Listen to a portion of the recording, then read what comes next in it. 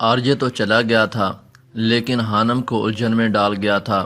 اس نے اپنی پوری زندگی میں نعمتوں سے اتنا نوازا گیا شخص نہیں دیکھا تھا۔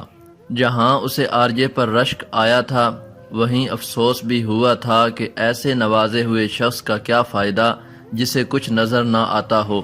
اور وہ مائی گاڈ، مجھے تو یقین نہیں آ رہا۔ مہرو شاکڈ سی حانم کے پاس آئی تھی۔ کچھ ایسی ہی حالت میری بھی ہے، حانم نے سنجیدگی سے جواب دیا تھا۔ پروفیسر جا چکے تھے اور کچھ دیر بعد وہ دونوں بھی کلاس سے باہر نکل آئی تھیں۔ حانم، اسے اپنے عقب سے آواز سنائی دی تھی۔ حانم نے جیسے ہی پلٹ کر دیکھا، عثمان ملک اس کے سامنے کھڑا تھا۔ کیسی ہیں آپ؟ وہ خوش دلی سے پوچھ رہا تھا۔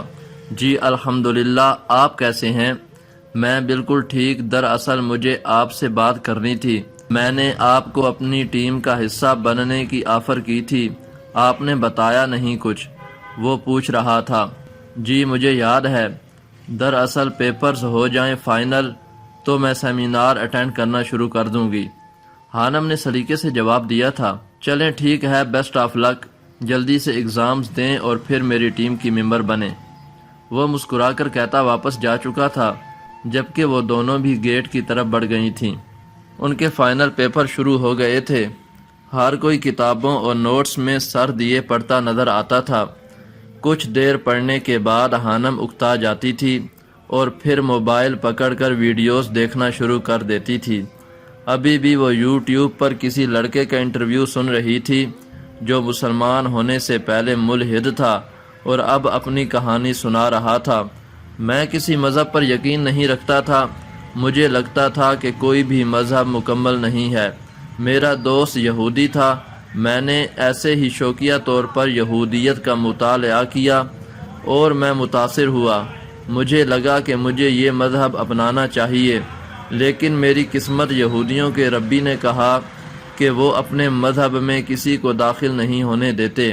مجھے افسوس ہوا اور پھر اللہ کا کرم ہوا، اسلام کو پڑھ کر جانا اور پھر دل ایمان لے آیا۔ ایک منٹ، یہ کیا کہہ رہا تھا؟ مہرو ایک دم چونکی تھی۔ کیا؟ حانم حیران ہوئی۔ یہی یہودی والی بات؟ مہرو حیران تھی۔ ہاں ٹھیک کہہ رہا تھا، وہ یہودی کسی باہر والے کو اپنے مذہب میں داخل نہیں ہونے دیتے، حانم نے بتایا۔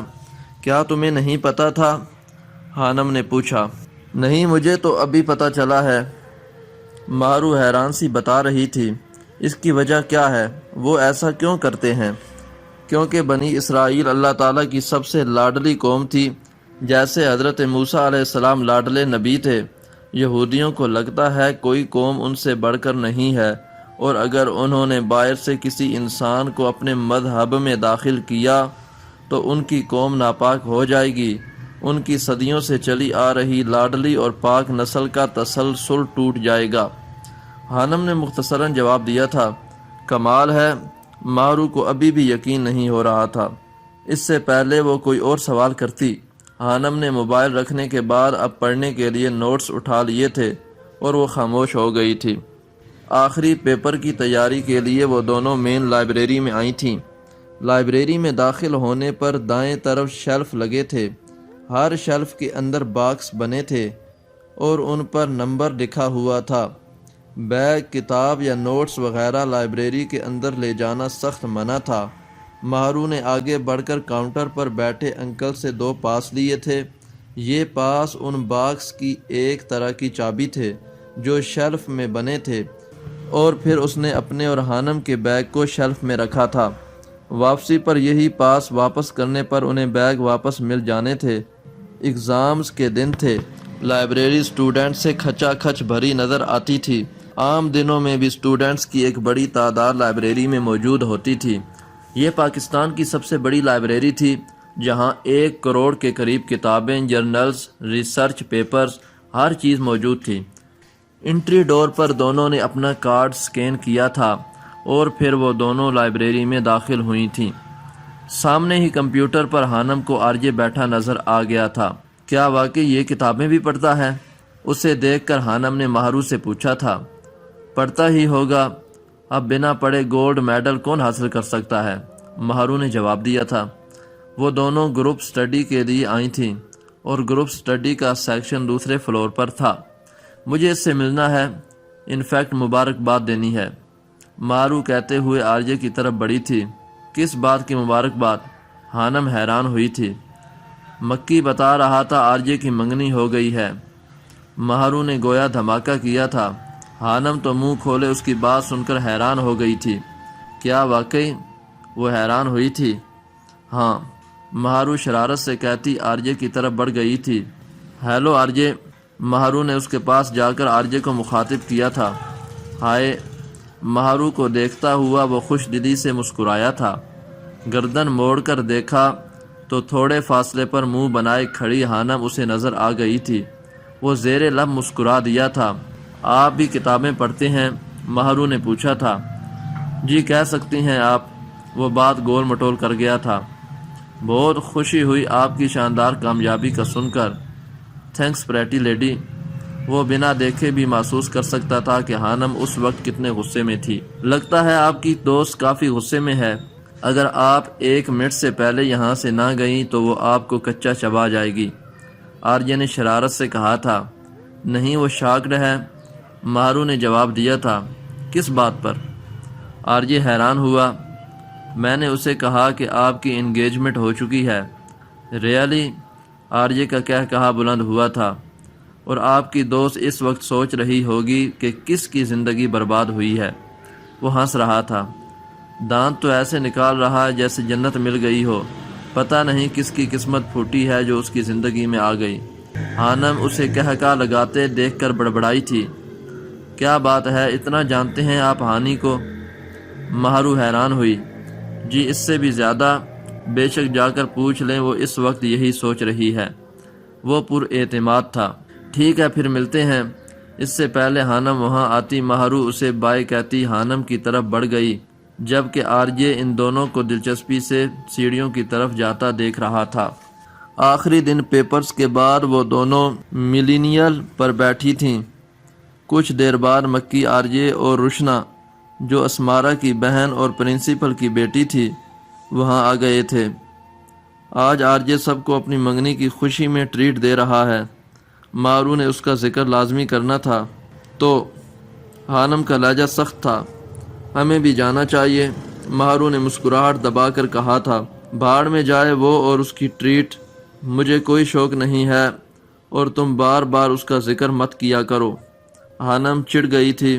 اچھا ٹھیک ہے، غصہ تو مت کرو، آج تو آزادی کا دن ہے، مہارو مسکرائی تھی۔ کچھ دیر بعد ملین کے سامنے گاڑی رکی تھی اور اس میں سے ایک سٹائلش سی لڑکی نکلی تھی۔ وہ اب آرجے کی طرف قدم بڑھا رہی تھی۔ تم میرے ساتھ ایسا نہیں کر سکتے آرجے، وہ اس کے پاس آنے پر چلائی تھی۔ آرجے نے چونک کر اسے دیکھا تھا۔ کون ہو تم؟ وہ اجنبی سا پوچھ رہا تھا۔ بھول گئے اتنی جلدی؟ لیکن میں نہیں بھولی، میں تمہیں کیسے بھول سکتی ہوں؟ لڑکی کی آواز رند گئی تھی۔ ایکسکیوز می مس، کیا بول رہی ہو تم؟ 1 سال کا ریلیشن شپ رہا ہے ہمارا، ایسے کیسے تم مجھے بھول سکتے ہو؟ جب مجھے تم سے پیار ہوا تھا تو تم اکتا گئے مجھ سے، چھوڑ دیا مجھے، لیکن میں تمہیں نہیں بھول سکتی اور نہ چھوڑ سکتی ہوں۔ وہ چلا رہی تھی۔ چلاؤ مت اور دماغ خراب مت کرو میرا۔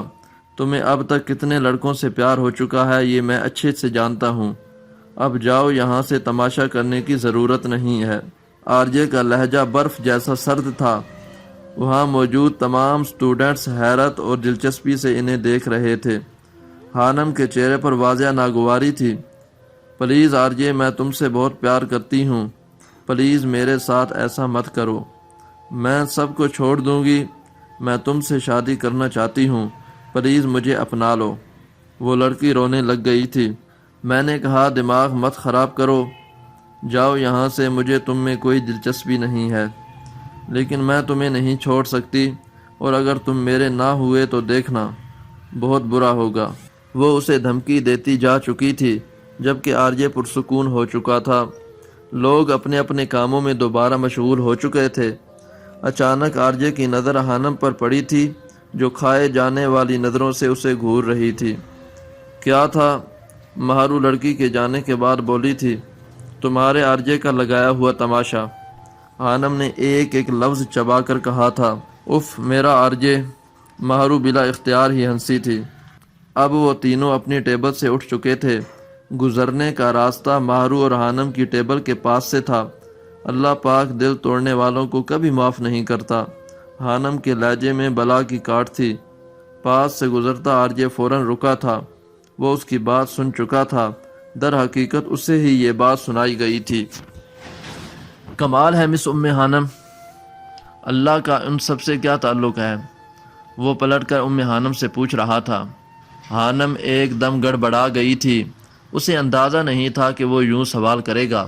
یقین نہیں ہوتا کہ 21ویں صدی میں بھی کوئی کیسے خدا پر یقین کر سکتا ہے، جب سائنس ہر میدان میں ایجادات کر رہی ہے، اور ایک ہمارے لوگ ہیں جو خدا کی رٹ لگا کر بیٹھے ہوئے ہیں۔ وہ عام سے لہجے میں بات کر رہا تھا۔ تم نہ مانو، کسی نے فورس نہیں کیا تمہیں۔ وہ دوسروں کے سامنے اسے آپ کہتی تھی، لیکن آج وہ بھرم بھی ختم کر دیا تھا۔ وہ سب کے سامنے ہی تم پر اتر آئی تھی۔ لیکن آپ تو خدا پر یقین رکھتی ہیں، تو پھر دلائل سے ثابت کریں کہ خدا ہے، آرجے پوچھ رہا تھا۔ چلو یار آرجے، ہر وقت بحث نہیں کرنی چاہیے، مکی نے اسے بلانا چاہا تھا۔ چلو آرجے، کیوں وقت ضائع کر رہے ہو؟ ایسے لوگوں کے منہ نہیں لگتے۔ رچنا نے بالوں کو جھٹکا دیتے ہوئے کہا تھا۔ تم لوگ جاؤ، یہ میرا مسئلہ ہے، میں جس سے چاہوں بحث کروں۔ رچنا کی بات پر اسے غصہ آیا تھا۔ میں خدا کو مانتی ہوں، تم نہیں۔ مجھے دلائل کی ضرورت نہیں ہے، لیکن تمہیں ہے، اور جسے ضرورت ہوتی ہے وہی ڈھونڈتا ہے۔ اتنی ذہانت لیے پھرتے ہو تو ڈھونڈ لو دلائل، کیا اتنا سا بھی نہیں کر سکتے تم؟ وہ چیلنج کرنے والے انداز میں کہتی وہاں سے چلی گئی تھی، ایک منٹ کے لیے بھی نہیں رکی تھی۔ مہرو اس کے پیچھے لپکی تھی۔ وہ جب بھی ملتے تھے سب الٹ ہوتا تھا، ناچتے ہوئے بھی ان کی بحث ہو جاتی تھی۔ وہ جب بھی ملتے تھے سب الٹ ہو جاتا تھا، نہ چاہتے ہوئے بھی ان کی بحث ہو جاتی تھی۔ حانم نے پہلی بار اس کے سوال کا جواب دینے سے انکار کیا تھا۔ آرجے جانتا تھا کہ اگر وہ چاہتی تو جواب دے سکتی، لیکن اس بار ایسا نہیں ہوا تھا۔ یعنی وہ اس سے اتنا خار کھانے لگی تھی کہ اس کی بات کا جواب دینا بھی پسند نہیں کرتی تھی۔ پیپرز کے بعد انہیں ایک ہفتے کی سیمیسٹر بریک ملی تھی۔ 8 دن بعد وہ دوبارہ ڈپارٹمنٹ میں موجود تھے۔ آج پھر سیمینار تھا۔ عثمان ملک اسے ڈھونڈ رہا تھا۔ آخر وہ اسے گراؤنڈ میں نظر آ گئی تھی۔ چونکہ فروری کا مہینہ تھا، بادل امڑ کر آتے تھے۔ سردی کم ہوئی تھی لیکن ختم نہیں۔ حانم کیسی ہیں آپ؟ وہ اس کے پاس پہنچ چکا تھا۔ جی میں ٹھیک ہوں، آج سیمینار ہے، آپ جانتی ہیں۔ آج تو آپ میرے ساتھ چلیں، آپ میری ٹیم کا حصہ بن چکی ہیں، عثمان ملک نے کہا تھا۔ میں کوشش کروں گی، لیکن میں دعویٰ نہیں کرتی کہ میں ٹھیک سے کام کر پاؤں گی یا نہیں۔ مجھے امید ہے آپ کر لیں گی، وہ پر امید سا کہہ رہا تھا۔ ٹھیک ہے پھر چلیں۔ اسے خاموش دیکھ کر عثمان ملک نے دوبارہ پوچھا تھا۔ اس سے پہلے حانم کوئی جواب دیتی، اس کے موبائل پر رنگ ہوئی تھی۔ گھر سے آسیہ بیگم کا فون تھا۔ میں کچھ دیر میں آتی ہوں، حانم نے موبائل کی طرف دیکھتے ہوئے کہا تھا۔ ٹھیک ہے جلدی آئیں، میں انتظار کر رہا ہوں آپ کا، وہ مسکرا کر کہتا ہوا پلٹ گیا تھا۔ جبکہ حانم نے کال ریسیو کرنے کے بعد فون کان سے لگایا تھا، دور ایک شخص نے حسد بھری نظروں سے دونوں کو دیکھا تھا۔ مہرو کو اقصیٰ کس کام کے لیے دوسرے ڈپارٹمنٹ لے کر گئی تھی؟ مہرو اقصیٰ کو کسی کام کے لیے دوسرے ڈپارٹمنٹ لے کر گئی تھی، اس لیے آج وہ اکیلی تھی۔ کچھ دیر بات کرنے کے بعد حانم سیمینار ہال کی طرف بڑھ گئی تھی۔ اندر شاید سیمینار شروع ہو چکا تھا۔ جیسے ہی اس نے دروازہ کھولنے کی کوشش کی تھی، نیلم جو کہ عثمان ملک کی ٹیم کی ممبر تھی، اس کا راستہ روک کر کھڑی تھی۔ جیسے ہی اس نے دروازہ کھولنے کی کوشش کی تھی، نیلم جو کہ عثمان ملک کی ٹیم کی ممبر تھی، اس کا راستہ روک کر کھڑی ہو گئی تھی۔ تم اندر نہیں جا سکتی، نیلم نے غصے سے کہا تھا۔ لیکن کیوں؟ حانم حیران ہوئی تھی۔ میری مرضی، یہ جو تم نے کھیل کھیلا ہے نا، سب اچھے سے جانتی ہوں۔ عثمان کو اٹریکٹ کرنے کے لیے تم نے یہ سب کیا۔ تم ٹیم کا حصہ تو بن گئی ہو، لیکن میں تمہیں اس کے قریب نہیں جانے دوں گی۔ نیلم پھنکار رہی تھی۔ حانم کا دماغ اس کی بات سن کر بھیک سے اڑا تھا۔ اسے سمجھ نہیں آ رہا تھا کہ وہ کیا کر رہی تھی۔ آپ کا دماغ تو ٹھیک ہے مس نیلم، حانم کو غصہ آیا تھا۔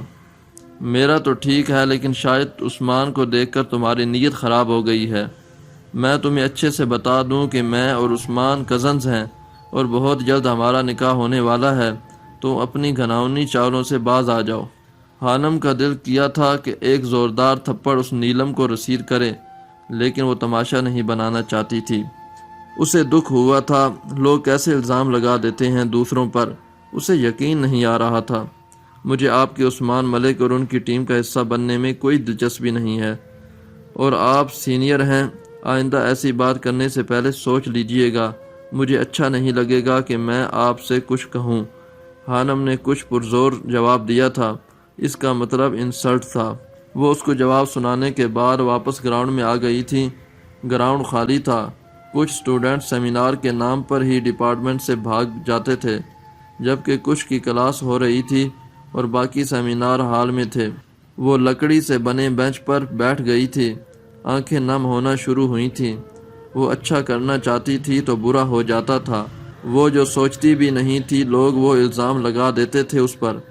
وہ اپنے بیگ پر انگلی سے کچھ لکھ رہی تھی، آنسوؤں کو ضبط کرنے کی کوشش جاری تھی، گردن جھکی ہوئی تھی۔ اسے لگ رہا تھا کہ اگر اس نے آنکھیں اوپر کیں تو لوگ اس کے آنسو دیکھ لیں گے۔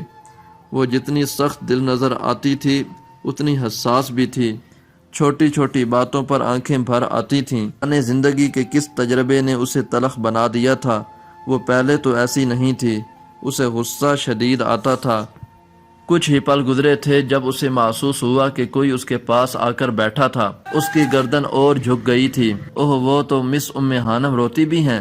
مجھے تو لگا تھا کہ وہ اپنے کاٹ دار لہجے سے بس دوسروں کو گھائل کرتی ہیں۔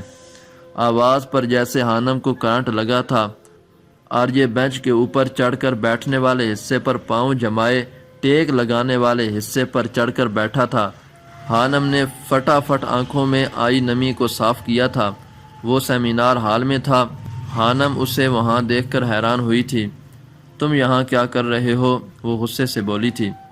جو تم کر رہی ہو، یعنی آنسو بہا رہا ہوں، وہ کہا لگا کر ہنسا تھا۔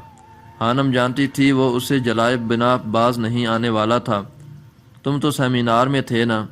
ہاں تھا، تو ایک بے وقوف لڑکی سے بحث کرنی تھی، لیکن وہ ڈر کر بھاگ گئی، وہاں آئی ہی نہیں تو میں پھر باہر آ گیا، وہ شرارت سے کہہ رہا تھا۔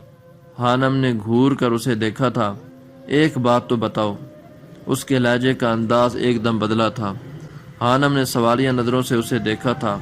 اس کی آنکھیں رونے کے باعث گلابی ہو چکی تھیں، پلکیں نم تھیں۔ کیا مصیبت ہے یار، وہ بڑبڑا کر کہتا چہرے کا رخ موڑ گیا تھا۔ اس کی نم آنکھیں آرجے کا دماغ خراب کر رہی تھیں۔ کیا بات؟ حانم نے پوچھا تھا۔ وہ اس کی بڑبڑاہٹ نہیں سن پائی تھی۔ کبھی کبھی کسی انسان کو دیکھ کر ایسا کیوں لگتا ہے کہ اس انسان سے ہمارا صدیوں پرانا تعلق ہے؟ ایسا کیوں لگتا ہے وہ انسان ہمیں پہلے بھی کہیں مل چکا ہے؟ وہ ہمیں اپنا جیسا کیوں لگتا ہے؟ آرجے کی بات سن کر حانم پھیکی سی ہنسی ہنس دی تھی۔ اسے آرجے سے اس سوال کی توقع نہیں تھی۔ وہ حیران بھی ہو رہی تھی۔ وہ کتنے نارمل لہجے میں بات کر رہا تھا، نہ کوئی غصہ نہ طنز۔ ایسے محسوس ہو رہا تھا جیسے وہ واقعی کسی الجھن کا شکار ہو۔ ٹھنڈی ہوا دونوں کے چہروں کو چھو کر پلٹ رہی تھی۔ موسم کافی خوشگوار تھا۔ تم تو خدا پر یقین نہیں رکھتے، تم عالم ارواح کو کیا مانو گے؟ یہ سب روحوں کے کھیل ہیں مسٹر آرجے، یہ تمہارے بس کی بات نہیں۔ کیا مطلب؟ آرجے نے الجھن آمیز لہجے میں پوچھا تھا۔ مطلب یہ کہ اس جہاں کے علاوہ اور بھی جہاں ہیں، اور ایک روحوں کا جہاں ہے۔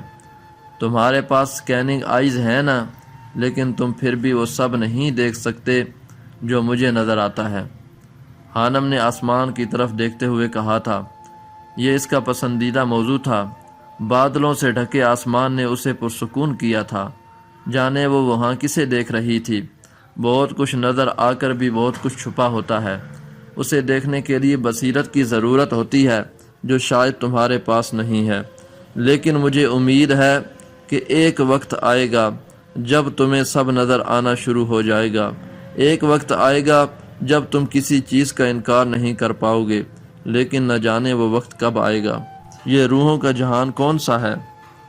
آرجے نے اس کی بات کو نظر انداز کرتے ہوئے اپنا سوال دہرایا تھا۔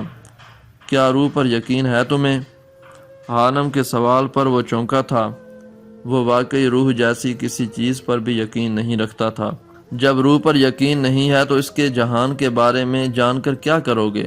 ویسے بھی وہ دوسرا جہان ہے، وہ تمہارے بس کی بات نہیں ہے، تمہارے بس کی بات نہیں ہے۔ حانم کا لہجہ جذباتی ہو گیا تھا۔ اس نے ایک بار پھر آسمان کی طرف دیکھا تھا۔ بارش کی پہلی بوند نے اس کے چہرے کو چھوا تھا۔ حانم آنکھیں بند کر گئی تھی۔ بادلوں کے گرجنے کی زوردار آواز کے ساتھ بجلی چمکی تھی۔ بجلی کی چمک میں اس کے چہرے پر کچھ چمکا تھا۔ وہ ایک دلفریب منظر تھا۔ آرجے نے خود کو اس وقت بہت بے بس محسوس کیا تھا۔ اس کے الفاظ گم ہونے لگے تھے۔ بارش کی بوندوں نے شدت پکڑی تھی۔ یک لخت ہر طرف گہرے سیاہ بادلوں کی وجہ سے اندھیرا سا پھیل گیا تھا۔ حانم اپنے بیگ کو سنبھالتے ہوئے بینچ سے اٹھی تھی اور گیٹ کی طرف قدم بڑھا دیے تھے۔ اس سے پہلے بارش تیز ہوتی وہ ہاسٹل پہنچنا چاہتی تھی۔ آرجے کی نظر بینچ پر رکھے اس کے موبائل پر پڑی تھی۔ اس نے بے اختیار ہی ہاتھ بڑھا کر حانم کا موبائل اٹھایا تھا۔ Do not touch my phone you muggles wallpaper پر لگا تھا اور نیچے ایک سانپ منہ کھولے ڈسنے کو تیار تھا۔ آرجے کا بے ساختہ کہکہا بلند ہوا تھا۔